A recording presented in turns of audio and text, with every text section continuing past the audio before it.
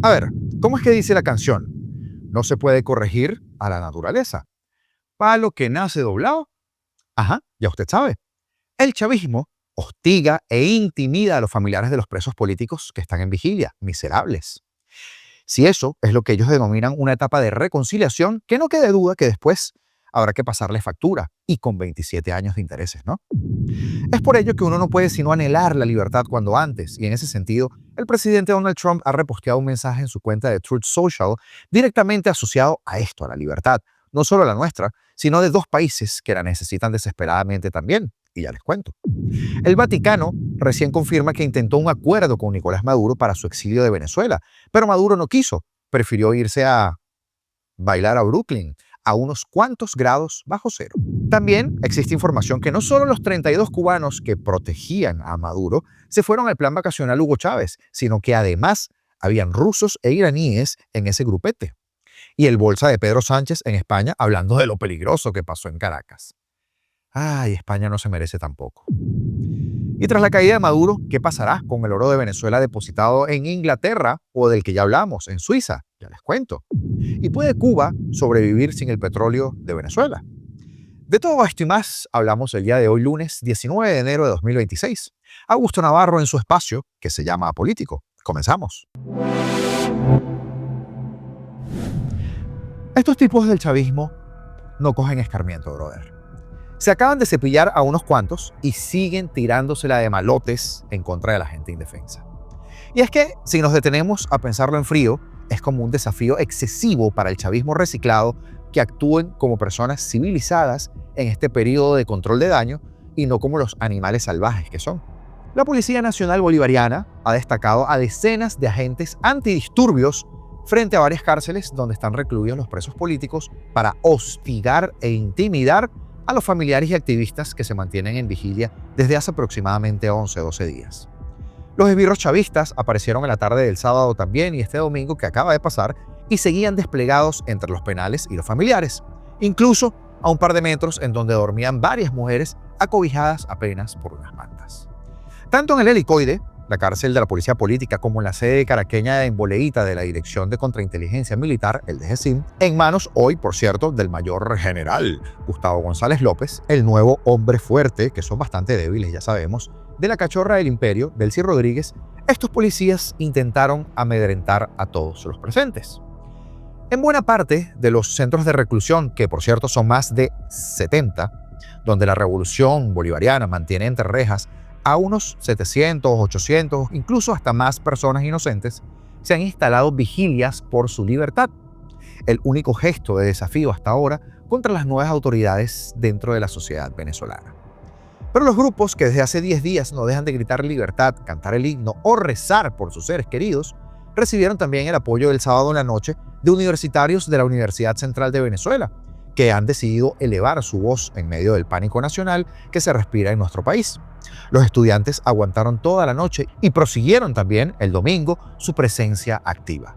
Pero Miguel Suárez, presidente de la Federación de Estudiantes de la UCB, quien lideró a este grupo de estudiantes valientes, expresó en sus redes sociales: nos están amenazando. Han querido tomar parcialmente la carretera de Zona 7 contra el campamento de los familiares. Suárez llamó a la sociedad caraqueña a que se sumara a la vigilia pacífica que tanto le molesta en este momento a las autoridades. Cuando son aproximadamente las 6:30 de la mañana, después de haber terminado la vigilia que estábamos acompañando con los familiares de los presos políticos, estamos recibiendo intimidaciones por parte de los organismos de seguridad del Estado, en donde están amenazando con el campamento a los familiares de los presos políticos, incluso la zona donde ellos hacen sus necesidades fisiológicas. Hoy han querido tomar parcialmente gran parte de la carretera de Zona 7 y también amenazan con el campamento de los familiares. Hacemos una convocatoria pública a los caraqueños, a los venezolanos, a los estudiantes, a los miembros de la sociedad civil a que se puedan aproximar para la zona, porque es muy preocupante la situación que está sucediendo en estos momentos. Tememos por la seguridad de los presos políticos, tememos por la seguridad de los familiares de los presos políticos y por posibles represalias por haber hecho una vigilia anoche que fue pacífica, que se hicieron bastantes oraciones y que sobre todo fue un acto cívico solicitando la libertad de cada uno de los presos políticos venezolanos.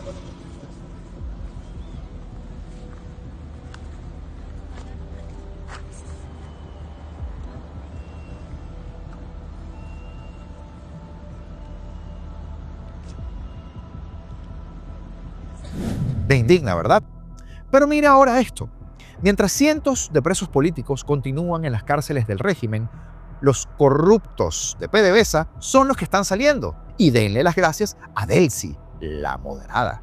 El chavista y exar de la faja petrolífera, Pedro León, está libre, claro que sí. Y es que salta a la vista que están aprovechando para sacar a los chavistas y hacerlos pasar como presos políticos. También lo hicieron con un exdiputado de Yaracuy, que se me escapa el nombre en este momento. Pero este roedor que ven ahí tenía un guiso con las empresas que constituían las nuevas macollas, que por cierto, lo de macolla no lo digo como término peyorativo. Me refiero a estas estructuras petroleras, plataformas centralizadas, donde se perforan múltiples pozos de petróleo. Estas macollas en las empresas mixtas de la faja. ¿Qué hacían? Bueno, hacían el trabajo a medias, como todo con el régimen, y si los ingenieros de las empresas mixtas no firmaban el certificado que el trabajo ya estaba completo para poder cobrar, este tipo los mandaba a votar. Y así, en lugar de liberar a gente que por ideales decidió dar un paso al frente, levantar su voz, o hasta los que lamentablemente cayeron por una franela, un mensaje de WhatsApp, una zapa del comité local o cualquiera de las locuras de las que hemos sido todos testigos, no, ponen en la calle a este tipo de científicos. Y hay algo que estoy dejando para el próximo programa porque amerita un análisis extra, pero es que ahora todos estos esbirros portan en sus uniformes un parchecito con la bandera del decreto de guerra a muerte, que aparte de ser un guiso de quien vendió los parches, lleva un mensaje de fondo. Señores, no puede haber perdón para estos tipos. Definitivamente no. Porque hablando de perdón, el secretario de Estado del Vaticano, Pietro Parolin, confirmó que el Vaticano trabajó para intentar conseguir una solución que evitara cualquier derramamiento de sangre y que también trabajó en un acuerdo con Maduro y otros representantes del régimen, pero que no fue posible. Habíamos intentado lo que también apareció en algunos periódicos, dijo Parolin, en la tarde del sábado que acaba de pasar, al margen de un acto en referencia indirecta a lo que había escrito The Washington Post sobre su intervención para conseguir un salvoconducto para Nicolás Maduro antes de que fuera, por supuesto, detenido por Estados Unidos. Y agregó: siempre apoyamos una solución pacífica, pero también nosotros nos hemos encontrado ante un hecho consumado, ante una situación de hecho. Explicó que ahora la situación en el país es de gran incertidumbre y deseó que evolucione hacia la estabilidad, hacia la recuperación económica, porque la situación es muy precaria y la gente sufre. El número 2 del Vaticano también afirmó que ahora es necesaria una democratización del país, pero con noticias como la anterior, la cosa como que no pinta bien, ¿verdad? Aunque Parolin no dio detalles, el diario The Washington Post publicó el pasado 9 de enero que el Estado Pontificio habría tratado de negociar una oferta de asilo en Rusia para el dictador cucuteño. El Papa León XIV ha aludido en varias ocasiones a la crisis de Venezuela, la última este viernes durante su largo discurso ante el cuerpo diplomático acreditado en la Santa Sede, cuando pidió que se respete la voluntad del pueblo venezolano y que se busquen soluciones pacíficas alejadas de intereses partidistas.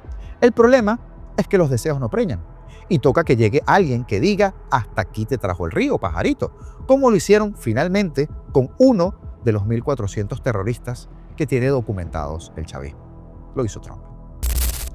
Y el gobierno británico cerró nuevamente la puerta a que el régimen chavista pueda reclamar las reservas millonarias en oro que depositó en el Banco de Inglaterra. Gracias a Dios, porque si no, sería darlas por perdidas.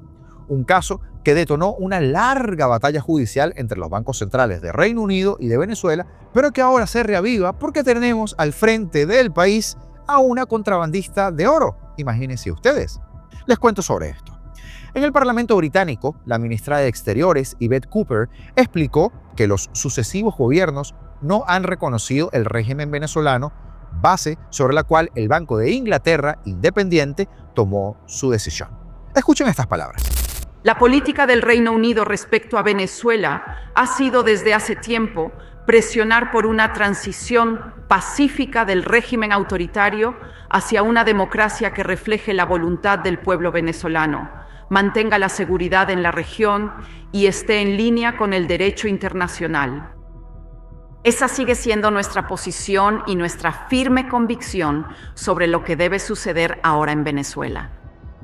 Y durante el fin de semana hablé de esto con el secretario de Estado, Marco Rubio, y el gobierno del Reino Unido está en estrecho contacto con nuestros socios internacionales sobre este asunto. Aunque el proceso judicial en las Cortes de Londres se mantiene pausado desde 2022, la importancia del oro ha vuelto a ser protagónico tras la caída del dictador Maduro por la relevancia que tienen esas divisas, cuyo valor se ha duplicado en los últimos años mientras han permanecido en bóvedas en Londres. En 2020 su valor era de 1.950 millones de dólares. Hoy valen más de 4.000 millones de dólares y hablo las de Londres, las de Inglaterra. Se calcula que el valor de ese oro representa alrededor de 30% de las reservas de divisas venezolanas alrededor del mundo. Hoy en día las reservas de Venezuela son aproximadamente 11.000 millones de dólares, pero no es claro cómo el Banco Central de Venezuela mide estas reservas. Potencialmente estos cálculos incluyen ese dinero que está allí, estas reservas en el Banco de Inglaterra, en el BOE, explica Jesús Borrín, un profesor de economía y de empresa. Expertos que han sido consultados por France 24 coinciden en las pocas probabilidades de que el oro sea devuelto en el futuro cercano a Venezuela porque, entre otras razones, el gobierno actual sigue siendo chavista. Ese detalle. El gobierno de Keir Starmer, quien se ha definido como progresista, ha llamado a una transición a la democracia que también depende de la voluntad del pueblo venezolano. Se van a apalancar en esa falta de transparencia y ahí se quedará el oro por un rato más, ciertamente por unos años más. De repente para siempre, lo veremos. Eso depende de si hay elecciones justas y transparentes en Venezuela y cuando las haya, ese ganador seguramente se llevará el oro, afirmaba Vanessa Newman, quien fue uno de los cerebros para frenar el acceso a Maduro sobre ese oro. El acceso al oro depositado en Londres y en otros países resultaba fundamental para que el régimen pudiera acceder a liquidez con garantía de esos millonarios recursos. Antes de la salida de Maduro, se había limitado este uso de swaps, de intercambios, ya que habían disputas sobre la legitimidad del gobierno de Venezuela. Es decir, Venezuela estaba limitada en el uso de ese oro, explicaba Borrín. La actual cabecilla del régimen, Delcy Rodríguez, en su calidad de vicepresidenta de la dictadura, ya había dicho que Venezuela estaba dando una batalla histórica por el oro que le pertenece a todos los venezolanos en Inglaterra. O sea, lo tiene entre ceja y ceja. Seguramente ya habló con el Víctor de Aldama de turno para ver cómo lo vende en el mercado negro si es que llegan a ponerle la mano. Y es que esto ya lo hizo. En 2019, el BOE negó la solicitud del régimen de Maduro de acceder a ese oro. El argumento fue sencillo. Si bien el Banco de Inglaterra es una entidad independiente del Ejecutivo, atiende los consejos y los lineamientos sobre la política exterior. Como Londres no reconoció a Maduro, el BOE no autorizó el retiro de las divisas. Le escribimos al Banco de Inglaterra resaltando que estaban tratando con el cliente equivocado y ahí el que puso la demanda fue Maduro, no nosotros. Cuando se les niega nuevamente, entonces ahí ellos pusieron la demanda y la demanda nos dio la oportunidad para montar el precedente global de no financiar a la dictadura. Estas fueron palabras de Newman, que por cierto fue la delegada de Guaidó. Y no entremos en valoraciones sobre Newman. Yo solamente les estoy aportando los datos, no son mis opiniones. Mientras que en 2020 el régimen encabezado por Maduro demandó al Banco de Inglaterra justificando que requería el oro para atender la emergencia que causó la pandemia, al mismo tiempo guisaban con el gobierno español máscaras y otras cositas. ¿Y quién guisaba? Precisamente Delcy Rodríguez. Pero no nos vamos a desviar tanto.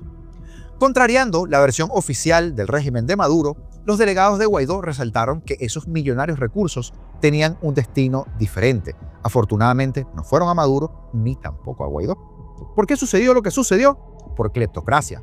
Porque eso lo iban a montar en un avión para Irán. Eso no iba a ir a Venezuela, iba a Irán. Entonces ellos son unos cleptócratas abusadores de derechos humanos y entregar dinero a un régimen torturador, cleptocrático, corrupto, va en contra de los principios de manos limpias de cualquier banco, incluyendo el Banco de Inglaterra, palabras de Newman. El 29 de julio de 2022, el Tribunal Superior de Londres negó la pretensión de Venezuela de acceder al oro. En su momento, se dijo que el Banco Central de Venezuela contemplaba apelar el fallo, pero desde entonces no ha habido movimientos legales. France 24, en español, solicitó una entrevista con la firma de abogados británica representante del Banco Central de Venezuela, pero esta fue declinada por solicitud del cliente, o casualidad. Según el medio británico The Guardian, unas memorias del ex asesor de seguridad nacional de Trump, John Bolton, ¿lo recuerdan? El de la libretica. También revelaron posteriormente que el Ministerio de Relaciones Exteriores del Reino Unido acordó bloquear la transferencia de oro a pedido de los Estados Unidos. Independientemente del partido que esté en el gobierno, la posición británica ha sido consistente desde 2019. No reconoce a Maduro, o no lo reconocía porque se llamaba Maduro, como el presidente legítimo. Aunque varios países acabaron relaciones diplomáticas con el régimen de Maduro, el Reino Unido ha mantenido a su delegación a nivel de encargados para así poder preservar el diálogo abierto, el contacto directo con la oposición y también para ayudar a la gente, según dicen. Pero su tono escaló ante las críticas por las denuncias de persecución a la Nobel de la Paz y a la líder opositora María Corina Machado luego del robo de las elecciones a Edmundo González, de las violaciones a los derechos humanos y del uso de armas del Estado en contra de manifestantes, lo de siempre. Estas son las características de un régimen que se aferra al poder mediante el miedo, la coerción y la violencia, no mediante el consentimiento democrático. Por eso, como dijo el primer ministro el sábado, no podemos llorar por el fin del régimen de Maduro, resaltó la ministra de Exteriores británica. Chapó por eso. Hace un año, en enero de 2025, cuando Maduro se autoproclamó presidente e inició un nuevo periodo, el gobierno británico sancionó a 15 personas cercanas al régimen, dejando por sentada su postura. Ahora, además de Reino Unido, hay otro país que ha sonado en los últimos días, otro país europeo que también tiene reservas de oro venezolano. Hicimos ese trabajo para ustedes en redes sociales hace unos pocos días. 127 toneladas de este metal, avaluadas en más de $5.000 millones.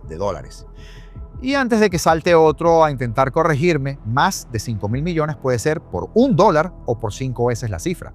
Estas reservas también fueron transferidas por el Banco Central de Venezuela a Suiza desde 2013, en los primeros años del régimen de Maduro. Esta transferencia fue un acto de desesperación para evitar la quiebra, afirmaba la cadena pública suiza RTS.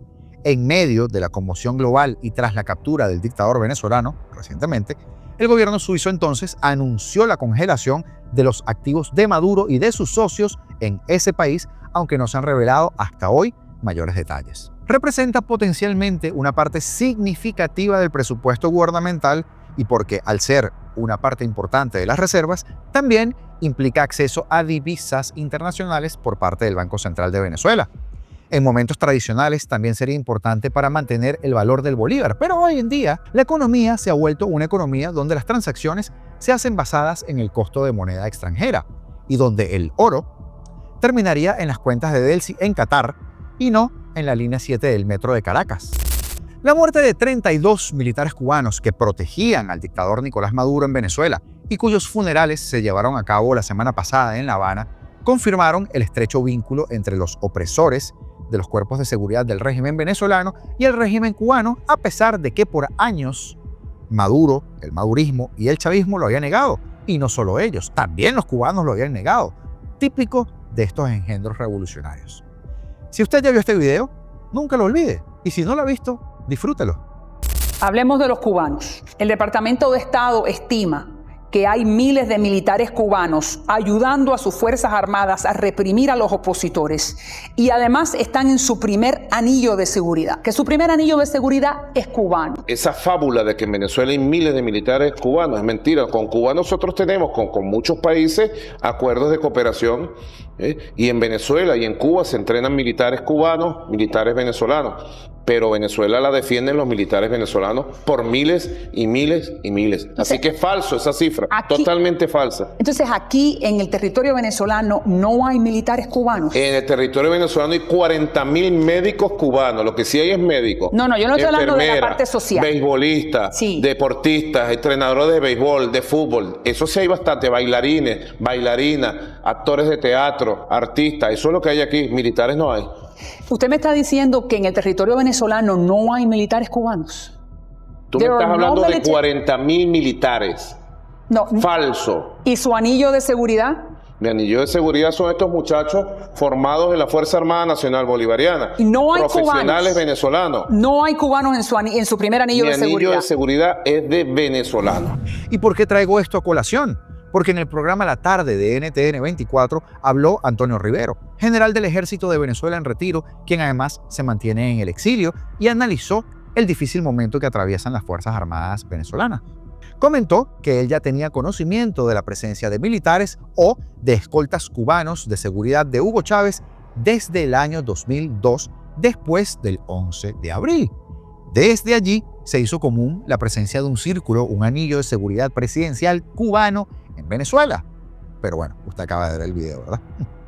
Según sus palabras, esta práctica se regulariza a partir del año 2007 y 2008, cuando se firma un acuerdo militar entre ambos países, lo que termina con la creación de una unidad militar cubana en Venezuela. Y te hablan de invasiones. Estando en la clandestinidad en Venezuela, el general Rivero pudo mostrar esos acuerdos secretos, en los que se ve claramente la creación de esa unidad que conformaban esos anillos de seguridad que eran cercanas a Nicolás Maduro y a Hugo Chávez en su momento. Rivero mencionó que se incrementó esa presencia militar tras el despliegue naval en el Caribe ejecutado por el presidente de Estados Unidos, Donald Trump, debido a un aumento de esa posibilidad que terminó, gracias a Dios, siendo real, de que capturaran a Maduro. Se demostró lo que antes negaba Nicolás Maduro, así como también el régimen cubano, la presencia alrededor de la seguridad presidencial de cubanos, explicaba. El analista recordó cuando Maduro dijo en una declaración pública que había traído 500 militares cubanos a Venezuela, pero luego más tarde dijo, o intentó corregir, o sea, quise decir, 500 militantes de la salud. Esto implicaba que tenían una misión y que estaban entrenados para combatir independientemente de si fueran médicos o no, denunció. El general también denunció que en la operación que dio con la captura de Maduro y la muerte de militares cubanos había presencia de fuerzas iraníes y de fuerzas rusas. Y es que dijo textualmente, tengo información de muertes rusas y muertes iraníes, pero en poca proporción.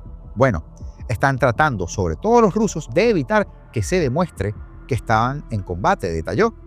Además, agregó que hay aproximadamente entre 500 y 600 cubanos distribuidos a nivel nacional todavía, explicando que mucho personal cubano podría ser combatiente aunque los hayan devuelto en cajas de zapato.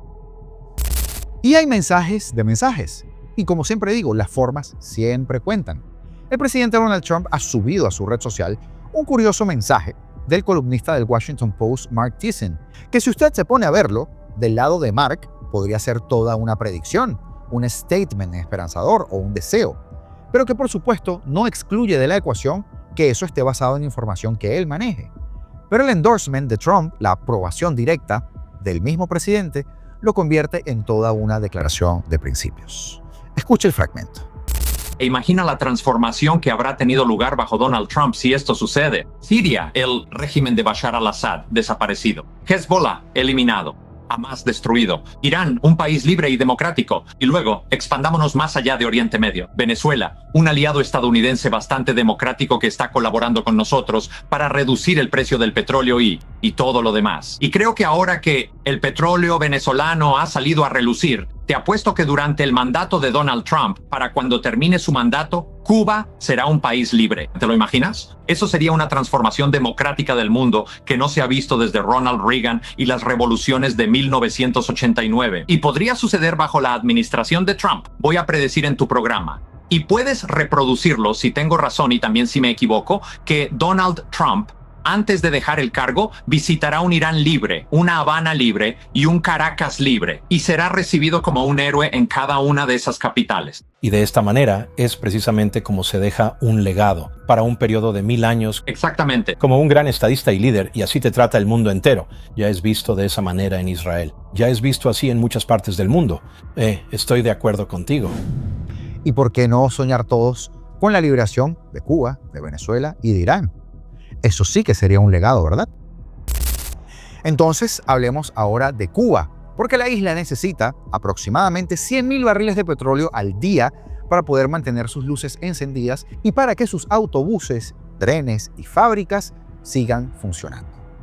Pero ahora, cuando todo apunta a que el gobierno de Trump va a ejercer el control sobre la industria petrolera de Venezuela, Cuba, de momento, solo recibe una pequeñísima parte del petróleo que necesita.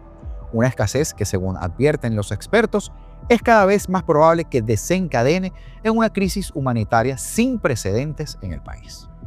El petróleo escasea en Cuba desde el gasóleo para los autobuses hasta la gasolina para los automóviles y el combustible para los aviones.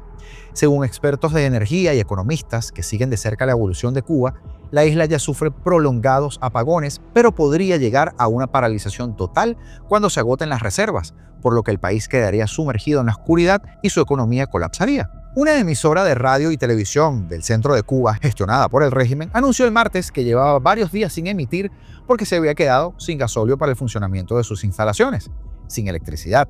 Muchas personas tampoco tienen agua corriente.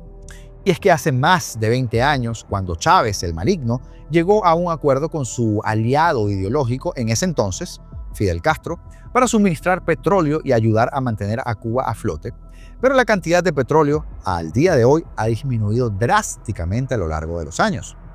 Al carecer de efectivo o de líneas de crédito, Cuba compensaba a Venezuela, usted sabe, enviando médicos, enfermeras y otros profesionales, muchos de ellos realmente agentes de seguridad. Los cubanos también eran parte clave del destacamento de seguridad del dictador Maduro. Pero después de la incursión estadounidense en Venezuela, el presidente Trump declaró que se detendrían los envíos de petróleo a Cuba. No habrá más petróleo ni dinero yendo a Cuba. Cero, escribía Trump en su cuenta de Truth Social. El plan para paralizar y en última instancia derrocar al gobierno de Cuba se considera un sueño del secretario de Estado Marco Rubio, hijo, como usted sabe, de inmigrantes cubanos. En su momento álgido, Venezuela enviaba a sus aliados unos 100.000 barriles diarios, pero más recientemente esa cifra se ha reducido a unos 35.000, según expertos.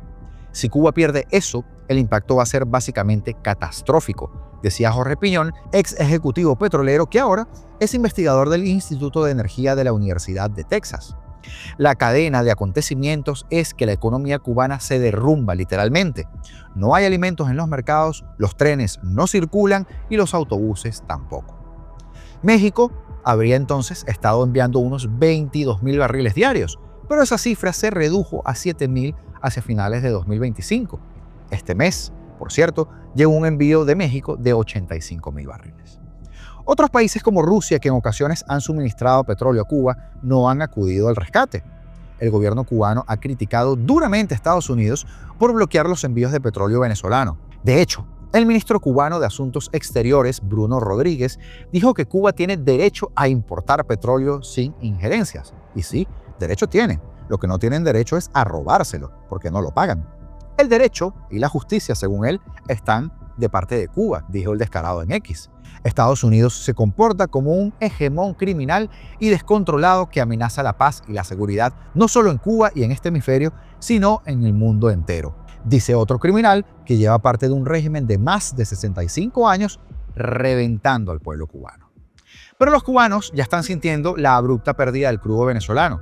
Para evitar las largas filas en las gasolineras, el régimen obliga a la gente a utilizar una aplicación para inscribirse en una fila. ¿A qué le suena hoy? Una historia que se repite mucho, por ejemplo, es la de Carlos Manuel Vargas, de 78 años, un profesor jubilado que ahora trabaja como guardia de seguridad, y dijo que su turno llega aproximadamente cada 2 meses. Pero desde la destitución de Maduro, el 3 de enero, Vargas dijo que su puesto en la fila no ha cambiado. Lleva 2 semanas en el número 10.231. Por si fuera poco, la esposa de Vargas tiene cáncer y él necesita gasolina, por supuesto, para ir al hospital, por lo que dijo que su única opción es comprar combustible en gasolineras mucho más caras que funcionan con dólares, donde las filas son más cortas. ¿A qué le suena el cuento? ¿A qué le suena, verdad? Si tengo que vender el teléfono y el televisor, lo hago, dijo Vargas. Cuba experimentó apagones, incluso cuando fluía el petróleo venezolano. Al menos 2 decenas de apagones generalizados y de larga duración sucedieron los últimos años, dijo Juan Belt, economista que estudia la industria petrolera. Los apagones son asombrosos, dijo. Son sucesos de gran extensión y de larga duración. Hubo muchos. Algunos duraron varios días y bastantes abarcaron a todo el país. Pero más allá de los apagones, la falta de combustible también ha trastornado el suministro de agua porque las bombas de agua necesitan electricidad. Una escasez sostenida de petróleo que desencadena en múltiples penurias suscitará casi con toda seguridad el descontento en el país de 9 millones de habitantes y ejercerá una nueva presión sobre el régimen que ha luchado por resolver los viejos problemas económicos de Cuba. En el pasado, el régimen ha respondido con fuerza al descontento popular. Durante la última oleada de manifestaciones callejeras masivas en 2021 y motivadas por abusos contra los derechos humanos y problemas económicos relacionados con la pandemia, el régimen detuvo a más de 1.400 personas según grupos de derechos humanos. El tirano, Miguel Díaz-Canel, ha reconocido la crisis y ha respondido arremetiendo contra Estados Unidos en vez de ponerse a trabajar. El muy oscuro objeto del deseo imperialista es el petróleo venezolano, dijo el descarado en un discurso bastante reciente. Díaz-Canel, exministro de Educación Superior, dirigente del partido y vicepresidente, se convirtió en el presidente en 2018. Tomó el relevo de Raúl Castro, el hermano de Fidel Castro, ícono socialista fallecido en 2016, y fue la primera persona ajena a la familia Castro en dirigir a Cuba desde la Revolución del 59. Nacido en el año 1960, Díaz-Canel no es tan respetado como muchos líderes más antiguos del partido y se cree que ejerce muy poca influencia sobre los asuntos de la propia nación. Raúl Castro, quien tiene 94 años, aún tiene un poder considerable sobre el gobierno, así como sobre el poderoso ejército que gestiona a la economía. El mandato de Díaz-Canel, Cingao, coincide casi exactamente con una catástrofe económica, logística, sanitaria, migratoria, social y política total, dijo Ted Hetkin, experto en materia cubana del Baruch College de Nueva York. Los cubanos lo asocian a él con la crisis de los últimos años. Pero yo estoy seguro que a nuestros amigos cubanos no le dan a echar el cuento. Eso es herencia también de los sádicos que estaban antes. El poder real en Cuba reside en Gaesa, el conglomerado controlado por los militares cubanos, y en la Agencia de Seguridad del Estado, no en el presidente, no en quien haga o esté en una figura presidencial, dijo Henken. El paralelismo más cercano a lo que Cuba afronta ahora tuvo lugar hace 35 años, cuando se produjo el colapso de la Unión Soviética, el cual también supuso el fin de los envíos de petróleo y que sumió a Cuba en una crisis económica masiva conocida como el Período Especial. Aquella crisis se alivió después de que Cuba descubriera yacimientos petrolíferos propios y abriera el país al turismo y finalmente empezara a recibir petróleo de Venezuela. Pero la industria turística nunca se ha recuperado de los cierres pandémicos y la producción nacional de petróleo solo representa alrededor del 40% de las necesidades de petróleo de Cuba. El número de turistas que visitan Cuba ha descendido un 68% en comparación a 2019, dijo Emilio Morales, un economista propietario de una empresa de consultoría especializada en Cuba. La isla invirtió mucho en turismo, pero acabó con hoteles que son elefantes blancos y que están prácticamente vacíos. Los expertos señalan que el régimen comunista sobrevivió a los sombríos días posteriores a la disolución de la Unión Soviética y que sería prematuro ahora poder predecir su colapso. A pesar del deseo del gobierno de Trump de debilitar al régimen cubano, por ahora Estados Unidos no presionará a México para que reduzca o recorte los envíos a Cuba para evitar que empeoren las condiciones en ese país, según dijo un funcionario del gobierno que no estaba autorizado para hablar públicamente. El gobierno de Trump no cree que el gobierno cubano tenga mucho petróleo almacenado, dijo este funcionario, y le preocupa que utilicen el petróleo que tengan a mano para mantener el funcionamiento de su aparato de inteligencia y seguridad en lugar de abastecer al pueblo. El Departamento de Estado anunció recientemente que enviaría $3 millones en ayuda humanitaria a través de la Iglesia Católica a las zonas de Cuba afectadas por el huracán Melissa en el pasado otoño. Cuando se le preguntó si el gobierno de Trump se arriesgaba a desencadenar una crisis humanitaria al cortar los envíos de petróleo venezolano, Jeremy Lewin, subsecretario de Estado en funciones, admitió que dichos envíos nunca han beneficiado al pueblo cubano. Trump instó al gobierno cubano a llegar a un acuerdo o a sufrir las consecuencias. No jueguen con este presidente, dijo Lewin. Carlos Fernández de Cosio, viceministro de Asuntos Exteriores de Cuba, dijo que Estados Unidos lanza amenazas apocalípticas mientras los cubanos honraban en la calle a los 32 oficiales de inteligencia y militares que murieron en el ataque estadounidense para así poder capturar al dictador sanguinario de Maduro. Hay claros errores de cálculo, escribió en X. Y es que mientras los gobiernos de ambas naciones se enzarzan en una guerra de palabras, los cubanos se encuentran en una situación cada vez más desesperada. esperemos que haya una luz para el camino de los cubanos. Saludos especiales para el panita Mike, el editor, que no voy a decir su nombre completo por si. Ya recibimos tu aporte a través de PayPal y te agradecemos muchísimo el apoyo desde hace tanto tiempo, por cierto. Y sí, sobre lo que nos escribiste, eso sigue allí en stand-by. En cualquier momento esperamos poder comenzar con esa etapa. También para Franklin Pérez, para Edgardo Velázquez, para Tenoris Creative, para Alberto García y para Apolinar Noriega por apuntarse a la membresía de nuestro canal. Señores, muchísimo nos ayudan a que esta plataforma se mantenga en funcionamiento. Ahora, entérate cómo es que Delcy Rodríguez lleva años bajo el radar de la DEA. Porque Reuters dice que hay conversaciones entre los Estados Unidos y Diosdado Cabello. ¿Cómo es que Trump le dio su número personal a María Corina Machado para que estén en contacto? Y la actualidad de los presos políticos. En este video que te dejo por acá, dale un poco de cariño, porque la plataforma no nos está tratando muy bien en estos últimos días. Comenta, comparte, dale like. Ya tú sabes.